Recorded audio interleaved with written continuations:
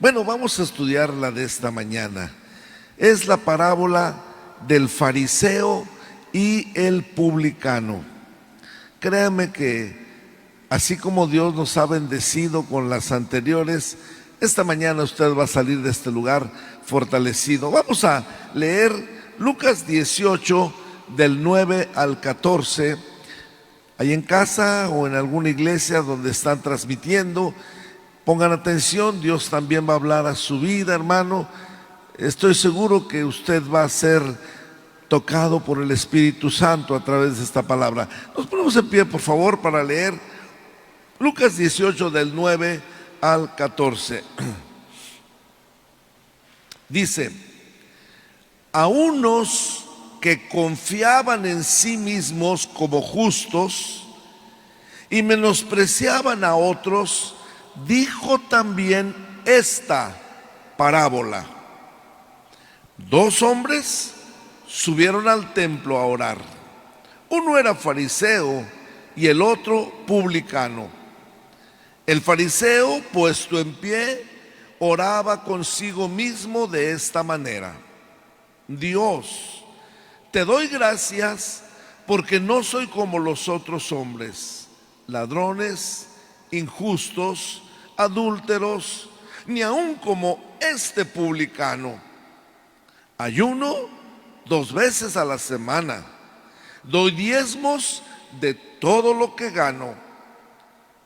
Mas el publicano, estando lejos, no quería ni aun alzar los ojos al cielo, sino que se golpeaba el pecho diciendo: Dios, sé propicio a mí, pecador.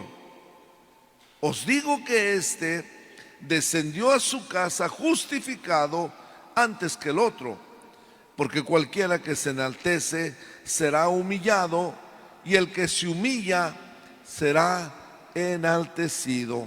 Padre, ahora nos disponemos a estudiar esta palabra, esta parábola, y habla a mi vida, sigue hablando a mi vida y habla la vida de cada uno de los hermanos aquí presentes, y habla al corazón de aquellos que desde casa o en algún templo están listos para escuchar y recibir tu palabra, en el nombre de Jesús. Amén. Siéntense, hermanos.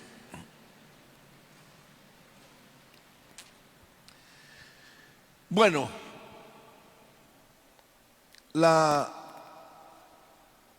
parábola anterior, decíamos, es la parábola de la viuda y el juez injusto.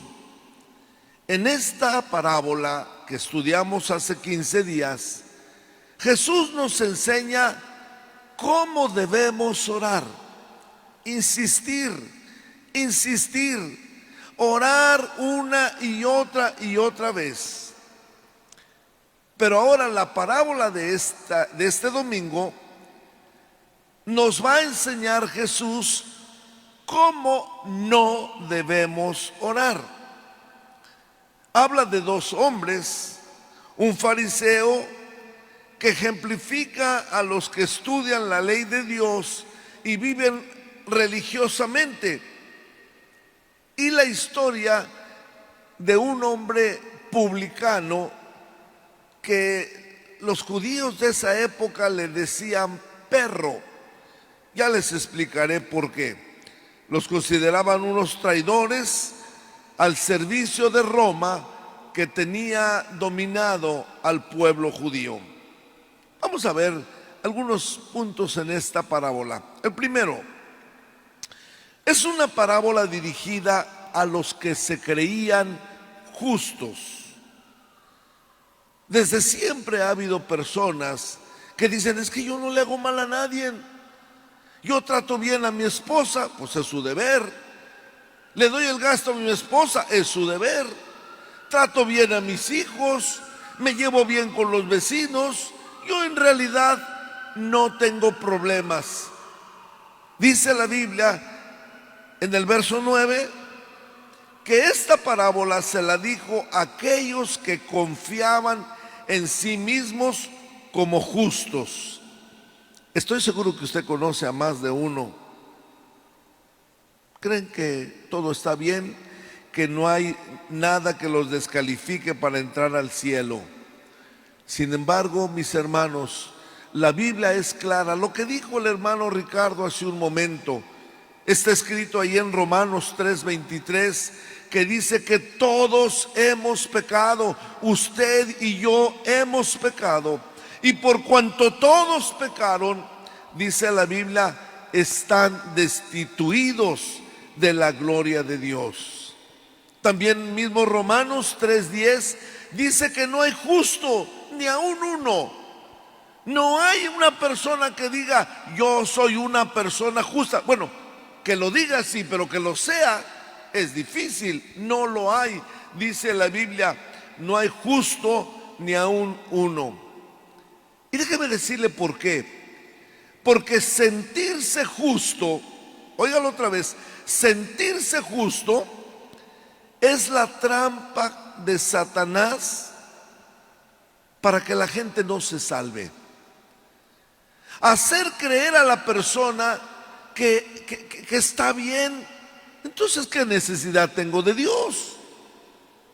El apóstol Pablo le escribe a los Corintios en 2 Corintios 4:4, dice, en los cuales el Dios de este siglo, refiriéndose a Satanás, cegó el entendimiento de los incrédulos para que no les resplandezca la luz del evangelio de la gloria de Cristo, el cual es a la imagen de Dios. Cegó el entendimiento.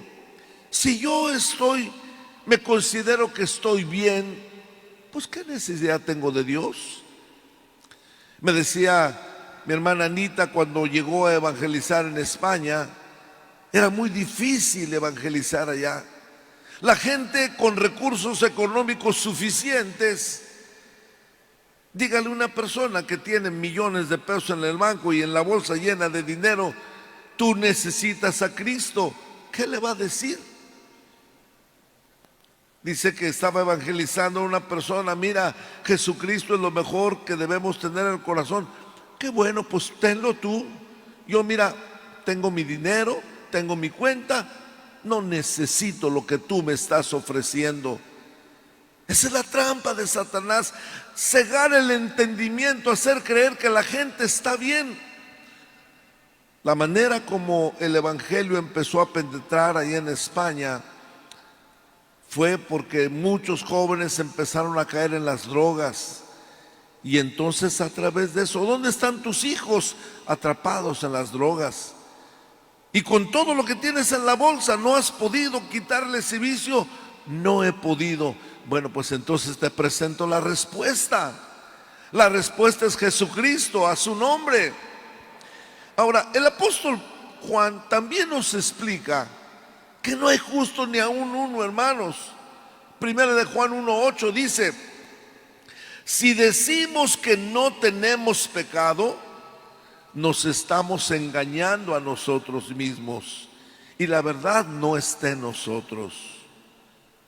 Si decimos yo no tengo ningún pecado, entonces ¿qué necesidad tenemos de Dios? Dios le dijo a Caín, el pecado está a la puerta. Por eso necesitamos agarrarnos de Dios todos los días, hermanos. Agarrarnos de Él por nuestro carácter, por nuestros pensamientos, por nuestros sentimientos. Dice, si decimos que no tenemos pecado, estamos engañando a Dios, a nosotros mismos y hacemos a Dios mentiroso, porque Él dijo, todos han pecado. También Isaías 64:6 dice, si bien todos nosotros somos como suciedad, y todas nuestras justicias como un trapo de inmundicia, y caímos todos nosotros como la hoja, y nuestras maldades nos llevaron como el viento. Todos hemos pecado. Entonces, si esta parábola fue dicha a aquellos que decían, yo estoy bien, yo no necesito, tenemos mucho que aprender. A ver, mire, número 2. ¿Quiénes son los personajes que intervienen en esta parábola? Habla de 2. Versículo 10. 2 hombres subieron al templo a orar. Uno era fariseo y otro publicano. Veamos, ¿quiénes eran los fariseos? ¿Qué era un fariseo? El pueblo judío, en el judaísmo, había tres partidos, por decirlo políticamente. Unos eran los fariseos, otros los saduceos y otros los esenios, que están frente al mar Muerto. Hay un museo en recuerdo a esta secta de los esenios. Pero los fariseos, vamos a hablar de ellos. Ellos tenían como característica que eran muy legalistas para cumplir la ley judía. Eran expertos en la interpretación de las escrituras. Estaban muy relacionados con los que copiaban las escrituras. Por eso Jesús, cuando se refería a ellos, muchas veces decía escribas y fariseos, como Mateo 23:2 dice: en la cátedra de Moisés se sientan los escribas y los fariseos. Era un grupo en el judaísmo que querían llevar las cosas con una rectitud meridiana. Así dice la ley, vamos a cumplir la ley como está. El problema es que su fanatismo les llevó a caer, o su religiosidad les llevó a caer en un fanatismo de hipocresía. Por ejemplo, en su casa lea el capítulo 23 de Mateo. Una y otra vez Dios dice: ay de vosotros, escribas y fariseos hipócritas, ay de vosotros. Por ejemplo, dice, están diciéndole a la gente que vayan por actualizarlo ahora, que vayan a las misiones y ustedes no se quieren mover, que ayuden al necesitado y ustedes no le quieren ayudar. Ay de vosotros, escribas y fariseos hipócritas, una y otra vez. Es más, era su legalismo tal, hermanos, que miren lo que decían de Jesús. Juan 9:16. Algunos de los fariseos decían: este hombre no procede de Dios, porque no guarda el día de reposo. Otros decían: ¿cómo puede un hombre pecador hacer estas señales? Y había disensión entre ellos. Eran tan estrictos que Jesús sanó a una persona en sábado. Eso es un pecado. Es un pecado porque el sábado se respeta. Tanto que Jesús un día les dijo: a ver, ¿a poco si se cae tu buey en una zanja el sábado, ahí lo dejas? Lo sacas. Entonces si hay necesidad de ayudar a alguien, aunque sea en día de reposo, hay que ayudarlo. Eran fanáticos, criticaban a Jesús porque trabajaba en sábado. Juan 9:22 dice también: a un hombre que era ciego, que Jesús lo había sanado. Entonces dijeron sus padres, porque tenían miedo de los judíos, por cuanto los judíos ya habían acordado que si alguno confesase que Jesús era el Mesías, lo expulsaran de la sinagoga. Fariseos era un símbolo de hipocresía, de fanatismo. Ahora, Jesús tuvo relación con algunos. Usted sabe el texto: porque de tal manera amó Dios al mundo. ¿Sabe a quién se lo dijo Jesús? A un fariseo. San Juan 3:1 dice: había un hombre de los fariseos que se llamaba Nicodemo, un principal entre los judíos. Jesús tuvo relación con fariseos. Otro fariseo está en Hechos 5:34. Entonces, levantándose en el concilio un fariseo llamado Gamaliel, doctor de la ley, venerado de todo el pueblo, mandó que sacasen fuera por un momento a los apóstoles. Note cómo algunos fariseos en su fanatismo, les llevó a consultar con Jesús. Nicodemo, Gamaliel, tenemos a otro. Y sabe que el apóstol Pablo, que escribió 13 cartas del Nuevo Testamento, también se consideraba un fariseo. Dice en Filipenses 3:5, está dando Pablo su testimonio: circuncidado al 8º día, del linaje de Israel, de la tribu de Benjamín, hebreo de hebreos. Y si me preguntan de la ley, fariseo. Por supuesto, Pablo no se llamaba fariseo en relación con la hipocresía, sino lo recto que era en cuanto a la ley. Imagínense, cuando empiezan a predicar del cristianismo, ahí está Esteban hablando del reino de Dios y dice a la gente: vamos a apedrearlo. Y Pablo dice: échame tu ropa, te la detengo mientras lo apedreas. Y ahí estaba Pablo deteniendo la ropa de la gente que estaba apedreando a Esteban. Esa era la rectitud de los fariseos, ese era su fanatismo. Entonces, este hombre llegó al templo, fariseo. El otro personaje era un publicano. ¿Qué es un publicano? ¿Quiénes eran los publicanos? Los publicanos eran los recaudadores de impuestos para Roma, por supuesto. Ahora, déjenme platicarles que no eran estos hombres como el SAT de ahora, Hacienda. No. El gobierno de Roma vendía los puestos. Por ejemplo, a alguien que tenía dinero le decía: te vendo el recabar los impuestos en la entrada de Belén, por ejemplo. Entonces aquel pagaba una cantidad de dinero y listo, cobra los impuestos. O sea, al gobierno de Roma no le importaba si cobraba poco o cobraba mucho. No, a mí págame y cobra lo que quieras. Por supuesto, había impuestos que tenían que pagar, pero ya al gobierno no le importaba si cobraba mucho o cobraba poco, si perdió o ganaba, y él ya cobró. ¿Y sabe quiénes eran los que compraban estos puestos? Judíos.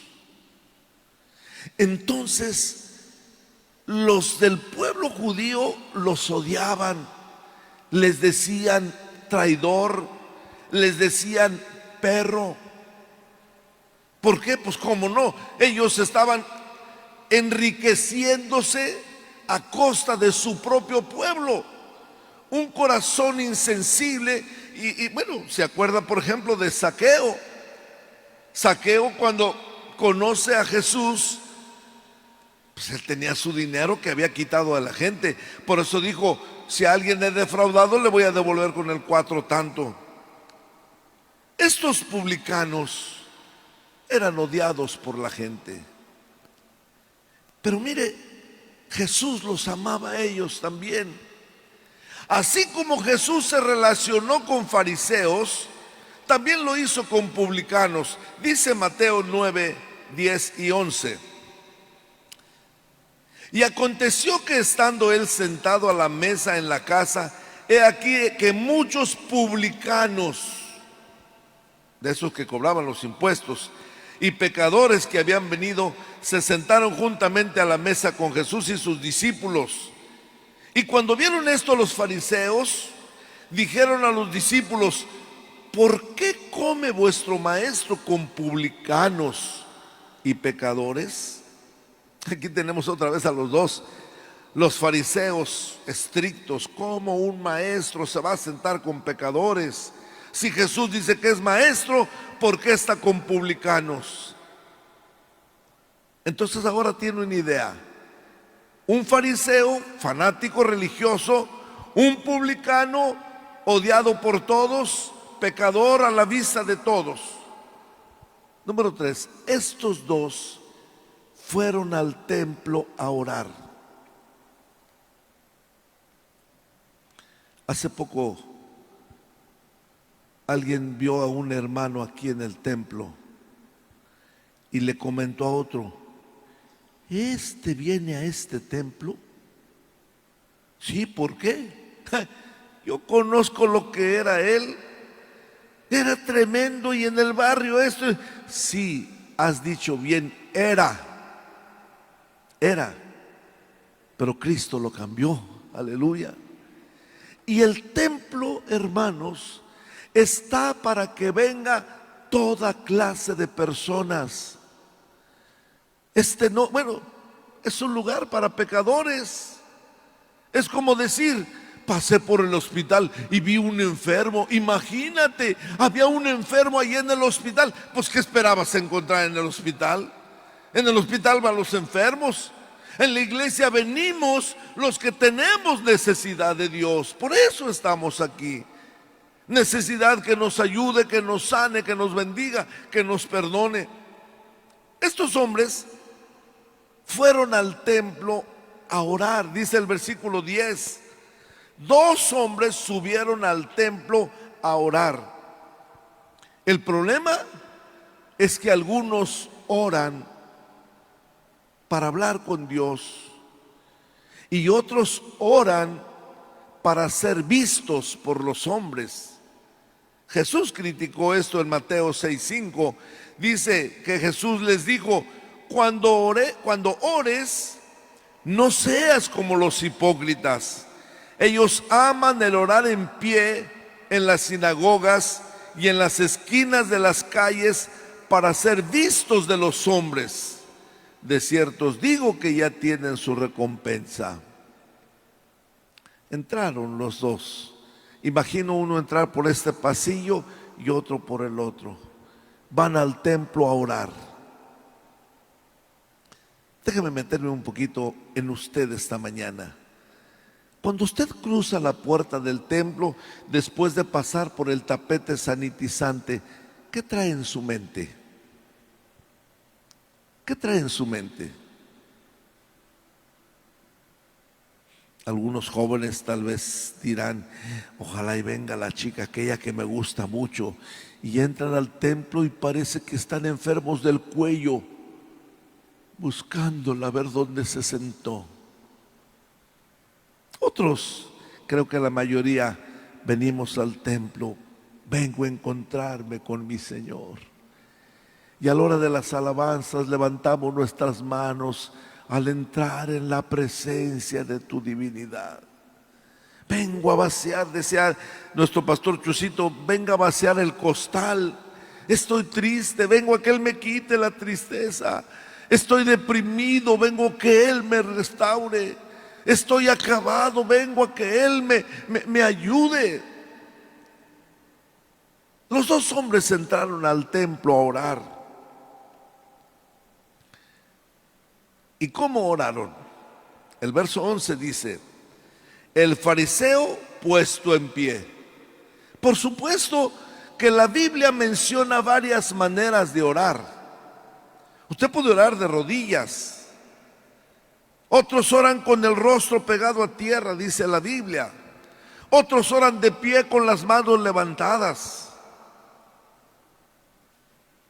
No establece la Biblia una forma exclusiva de orar. Curioso, no hay en la Biblia un registro que oremos con las manos juntas así como acostumbramos. Alguien dijo que esto surgió cuando los ejércitos llegaban a tomar prisioneros. Lo primero que hacía el prisionero era juntar sus manos y ponerlas así, como diciendo: amárrame, amárrame, no me mates, no me mates, amárrame, estoy en tus manos, dispón de mi vida. En lugar de que los mataran, juntaban las manos. Y por eso dicen que algunos, de ahí surgió la idea de orar a Dios con las manos juntas, como diciendo: amárrame, Señor, soy tu esclavo, dispón de mí. No está eso en la Biblia, pero todas las maneras como la Biblia menciona que se ora: de pie, hincado, sentado, acostado, no la recomiendo mucho. Que usted se ponga su pijama, se acueste y diga, ahora sí voy a orar 1 hora antes de dormirme. Le aseguro que no llega ni siquiera a la palabra cielos para decir el Padre Nuestro cuando ya está roncando. Padre nuestro que estás en los cielos. Sí, pues sí, se acomodó. El hermano pastor de la iglesia de Corea, la iglesia más grande, dice que se levanta a las 3 de la mañana, agarra una toalla mojada, hace frío en Corea, y se la pone en el cuello para que no le dé sueño. Orar en muchas maneras. Estos hombres oraron puestos en pie. Pero vamos a ver cuáles eran sus oraciones. Analicemos la oración de cada uno. La primera, la oración del fariseo. ¿Qué le pidió a Dios? Le pregunté que cuando usted entra en el templo, ¿qué trae en mente? Ahorita le voy a decir a Dios, ahorita voy a hablar con Dios. Esto le dijo, 11 y 12. Puesto en pie oraba de esta manera: Dios, te doy gracias. Y no vuelve a mencionar a Dios. Con eso bastó. Dios, te doy gracias. Se acabó Dios para él. Ahora viene lo de él. No soy como otros hombres. No soy ladrón. No soy injusto. No soy adúltero. Y está orando. Dios, ya lo dijo una vez nada más. No soy ladrón. No soy adúltero. Curioso, ya no mira al cielo, ahora está mirando abajo. Bueno, ni siquiera como este publicano. El 12 dice, además tengo virtudes, ayuno 2 veces a la semana y doy diezmo de todo lo que gano. Qué oración, hermanos. Cuando estamos en la presencia de Dios, algo tiene que pasar en nuestras vidas. La verdad es que cada culto, al salir del templo, debemos salir diferentes, hermanos. Si usted sale igual que como llegó, le voy a decir la verdad, usted no estuvo en la presencia de Dios. Nada más fíjese lo que le pasó a Isaías. Isaías entró al templo y vio la presencia de Dios. Dice Isaías 6, del 1 al 5. En el año que murió el rey Usías, vi yo al Señor sentado sobre un trono alto y sublime. Sus faldas llenaban el templo. Encima de él había serafines, cada uno tenía 6 alas. Con 2 cubrían sus rostros, con 2 cubrían sus pies y con 2 volaban. Y el uno al otro daba voces diciendo: Santo, Santo, Santo Jehová de los ejércitos, toda la tierra está llena de tu gloria. Y los quiciales de las puertas se estremecieron con la voz del que clamaba, y la casa se llenó de humo. Entonces dije, aquí va lo interesante, que Isaías no dijo: qué bonito, mira los ángeles, los serafines. Se sintió indigno. Ay de mí que soy muerto, porque siendo hombre inmundo de labios, habitando en medio de un pueblo que tiene labios inmundos, han visto mis ojos al Rey Jehová de los ejércitos. Cuando estamos en la presencia de Dios, la santidad de Dios nos debe hacer sentir pequeñitos. ¿Se acuerdan lo que le pasó al apóstol Pedro? Cuando Jesús se pone en pie en el mar y dice: calla, enmudece. Todos dijeron: ¿quién es este que aún el viento y la mar le obedece? Pero Pedro dijo algo más. Dice Lucas 5:8: viendo esto, Simón Pedro cayó de rodillas ante Jesús diciendo: apártate de mí, porque soy hombre pecador. Este fariseo decía que estaba en la presencia de Dios, pero estar en la presencia de Dios no le produjo ningún cambio. Hermanos, cuando estamos en la presencia de Dios, algo pasa en nuestras vidas. Empezamos a reaccionar. ¿Por qué le grité? ¿Por qué lo golpeé? ¿Por qué actué de esta manera?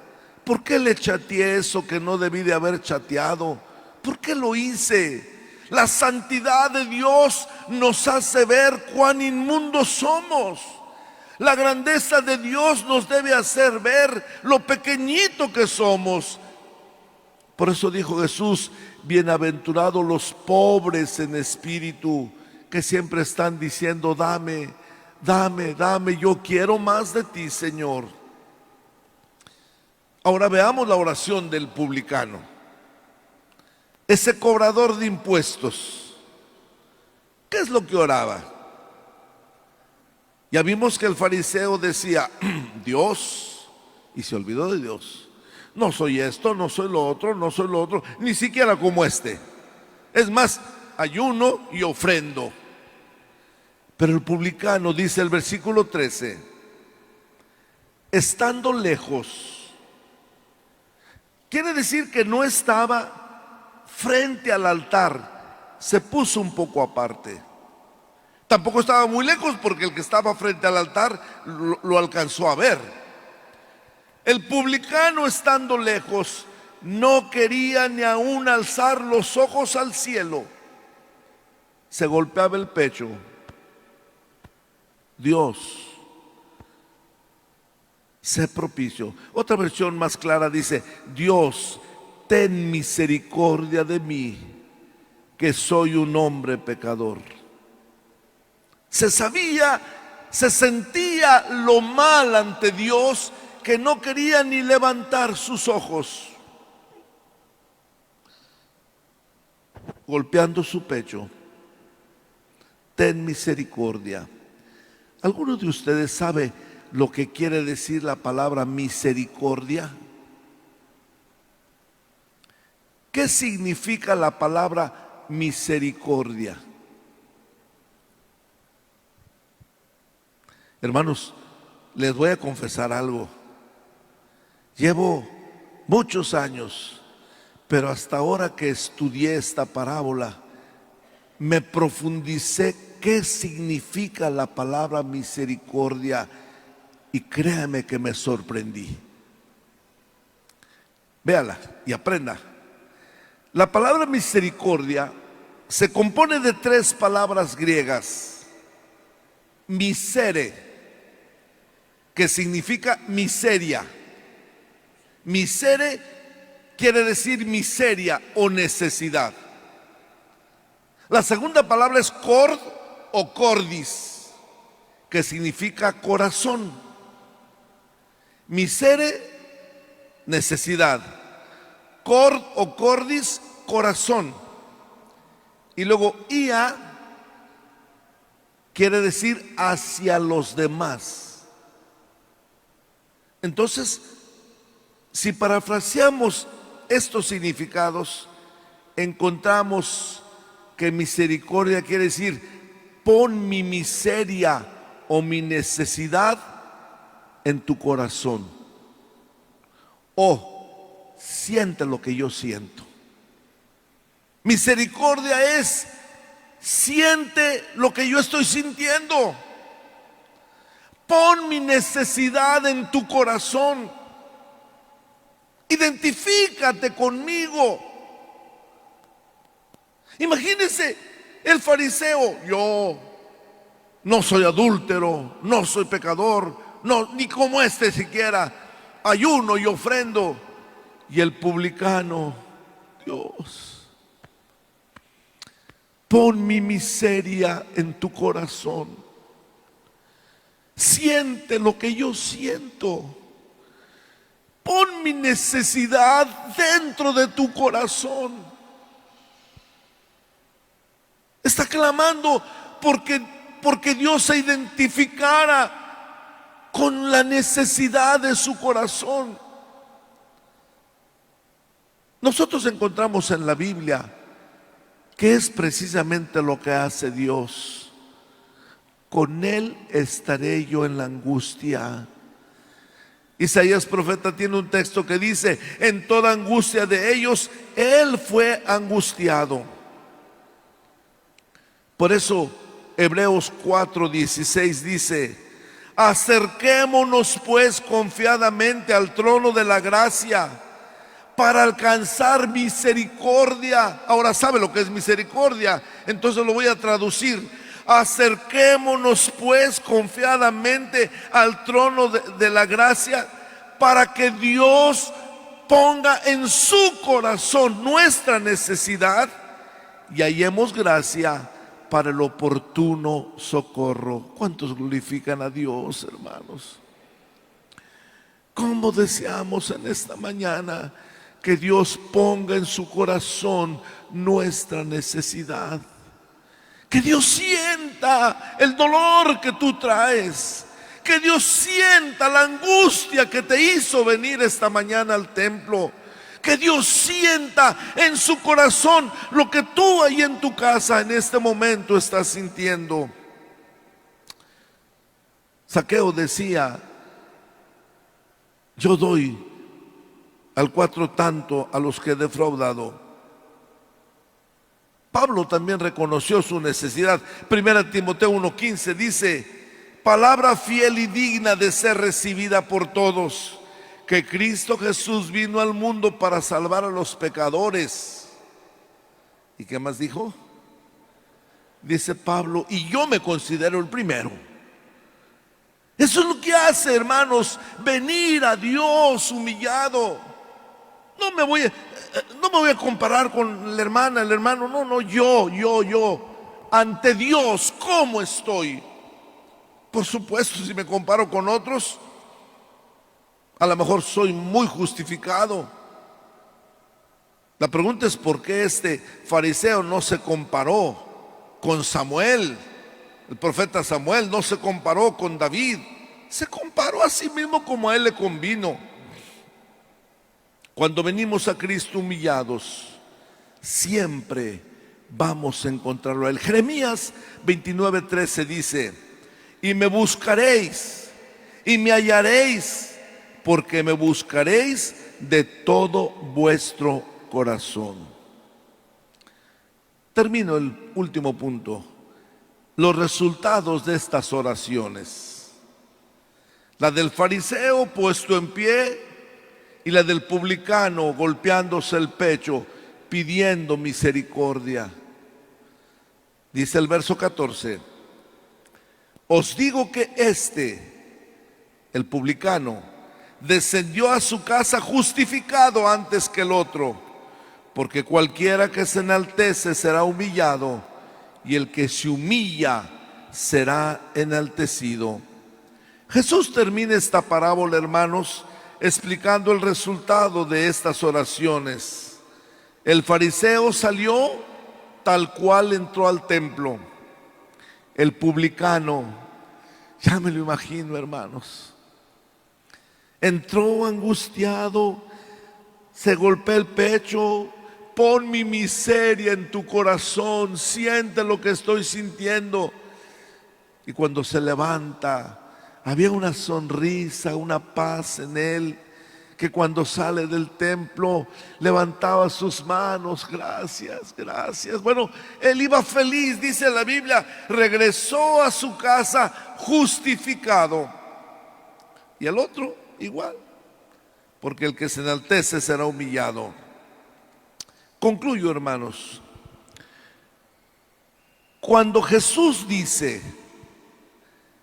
que el hombre regresó a casa justificado, vean el texto otra vez, la siguiente. Cuando dice que regresó justificado, está enseñándonos una gran verdad que a través del tiempo la gente no ha querido aprender. El que se enaltece será humillado. Lo dijo una y otra vez Jesús.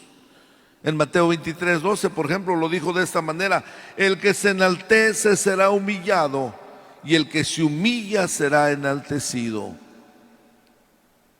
No olvidemos lo que Dios dijo en Isaías 57:15, es el último versículo de esta mañana.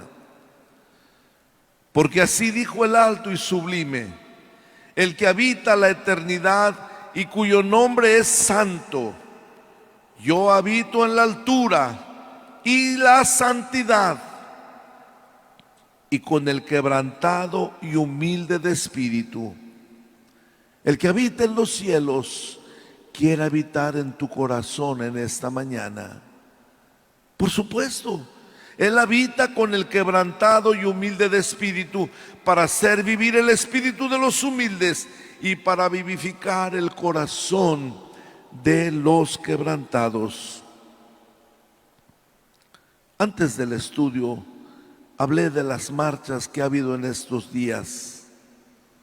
No tiene caso que estemos criticando y diciéndoles eso no está bien, eso no está bien. De eso se encarga el Espíritu Santo. Hay que hablar que la gente reciba a Jesucristo, porque cuando Cristo está en nuestro corazón, entonces empezamos a ver lo grave que es nuestra necesidad y lo puro que es el Señor. Dice el coro que cantamos: cuando veo la grandeza de tu santidad. Cuando vemos la santidad de Dios, cuando vemos la pureza de Dios, entonces entendemos: yo necesito más del Señor. Cuando a través de nuestro espíritu contemplamos la santidad de Dios, es cuando decimos: dame más, Señor. Yo necesito más de ti. Necesito cambiar mi carácter. Necesito cambiar mis pensamientos de lujuria, de odio, de rencor. Necesito cambiar mis sentimientos que me hacen ser violento. Señor, yo necesito más de ti. Esa es la actitud que debemos tener. Vuelvo a leer este último texto. Así dijo el alto y sublime, el que habita la eternidad y cuyo nombre es el Santo. Yo habito en la altura y la santidad, y con el quebrantado y humilde de espíritu, para hacer vivir el espíritu de los humildes y para vivificar el corazón de los quebrantados. Pónganse de pie, por favor.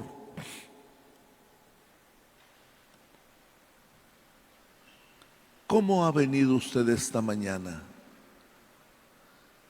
¿Justificando su vida? ¿O ha entrado a este lugar diciendo: yo necesito más de Dios? Tengo hambre de Dios. Necesito que Él gobierne mi vida. Necesito que Él me ayude en mi hogar, mi familia. Continuamente veo en Facebook: oren por mi familia, oren por mi hogar, oren por mi vida espiritual. Depende cómo lleguemos a la presencia de Dios. Vamos a cantar ese coro: al entrar en la presencia de tu divinidad. Y hemos cantado a través de las alabanzas de la presencia de Dios. Meta su espíritu en la presencia de Dios y dígale esta mañana: Dios, pon mi miseria en tu corazón. Ten misericordia de mí. Pon mi necesidad en tu corazón, Señor. Cantemos. Al estar en la presencia de tu divinidad y al contemplar la hermosura de tu santidad, mi espíritu se alegra y en tu majestad te adoro a ti. Te adoro a ti. Cuando veo la grandeza de tu dulce amor y compruebo la pureza de tu corazón. Mi espíritu se alegra y en tu majestad te adoro a ti. Levanta tus manos. Te adoro a ti, y al estar aquí delante de ti te adoraré. Postrado ante ti, mi corazón te adora, oh Dios, y siempre quiero estar para adorar y contemplar tu santidad. Te adoro a ti, Señor, te adoro a ti, y al estar aquí delante de ti te adoraré.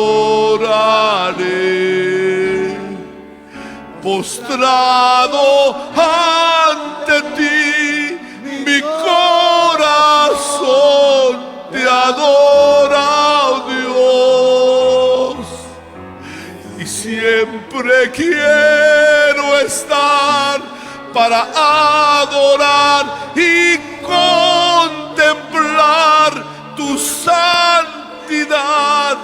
Te adoro a ti, Señor. Te adoro a ti. Te adoro a ti, Señor. Te adoro a ti. Señor, pon mi miseria en tu corazón. En realidad a eso hemos venido en esta mañana, Señor. En realidad eso nos ha traído contemplarte a ti, Señor. El rey David decía: yo vengo al santuario a contemplar la majestad de Dios. Esta mañana estamos viendo nuestra vida una necesidad grande de Dios. Señor, hemos meditado a dos hombres subir al templo, pero uno solo regresó cambiado. Hoy deseamos, Señor, que mis hermanos y hermanas que han venido a este santuario no regresen igual. Hemos descubierto que la palabra misericordia quiere decir: pon mi miseria en tu corazón. Lleva tú las cargas que yo tengo, Señor. Lleva mi necesidad en tu corazón, Señor. Yo quiero contemplar tu santidad, Señor. Y al contemplar esa santidad tuya, me siento más miserable y más pequeño. Necesito más de ti, Señor. Necesito más de tu presencia. Aquí están en el altar mis hermanos, derramando su alma, poniendo su necesidad en tus manos, Señor. Escucha estas peticiones, Padre.